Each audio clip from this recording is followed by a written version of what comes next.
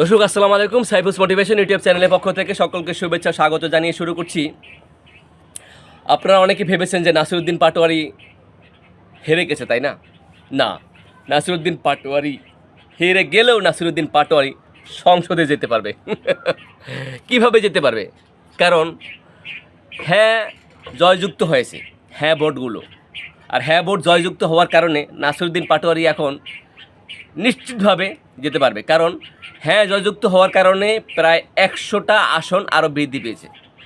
আর 100টা আসন বৃদ্ধি পাওয়ার কারণে লিসেন টু মি, এখানে নাসিরউদ্দিন পাটোয়ারি এখন সংসদে যাওয়ার সুযোগ রয়েছে তার, ভাবা যায়।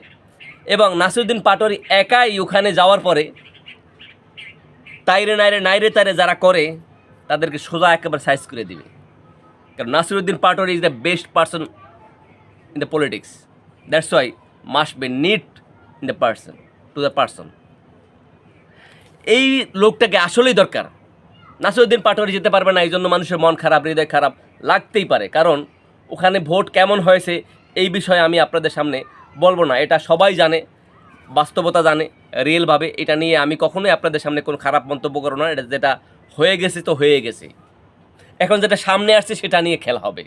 কারণ পিআর পদ্ধতিতে এখন যেভাবে বন্টন করা হবে, এই বন্টন অনুযায়ী নাসিরউদ্দিন পাটোয়ারি এখন সংসদে যেতে পারবে। আর একটা বিষয় ভাবা যায়, প্রায় জামাত জোট 40% ভোট পেয়েছে। ভাবা যায় 40% ভোট পাওয়া মানে কি? এটা কি চারটিখানি কথা, মুখের কথা? ভাবতে পারেন আপনারা? একটা নির্বাচনে 40% ভোট পাওয়া, বিরোধী দল হওয়া এটা কিন্তু সোজা কথা নয়। এখন পিআর পদ্ধতিতে যে আপনাদের 100টি আসন বন্টন করা হবে, 100টি আসন হবে, এখানে কিন্তু এখন বাঘা যে নেতাগুলো সেগুলো যেতে পারবে, সাজিদ আলমে যেতে পারবে। এমনকি আপনারা মন খারাপ করবেন না, দেলোয়ার হোসেন সাইদির ছেলে শামীম সাইদি মাত্র 70টা আসনে তাদেরকে হারানো হয়েছে, সেও যেতে পারবে। সুতরাং খেলা জমবে, খেলা আসছে। মাঠ ছাড়বেন না কেউ, মাঠ ছাড়লে দেখবে কি খেলা। সুতরাং আপনারা মাঠে থাকবেন, খেলা জমবে। সেই খেলাগুলো আমি আপনাদের সামনে উপস্থাপনা করব ধীরে ধীরে।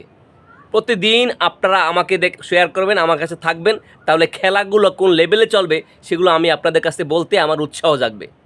কারণ এই খেলা শেষ হওয়ার নয়, যে খেলায় মানুষকে হারানো হয় সেই খেলায় কীভাবে জিততে হয় এটা জামাত জোট জানে।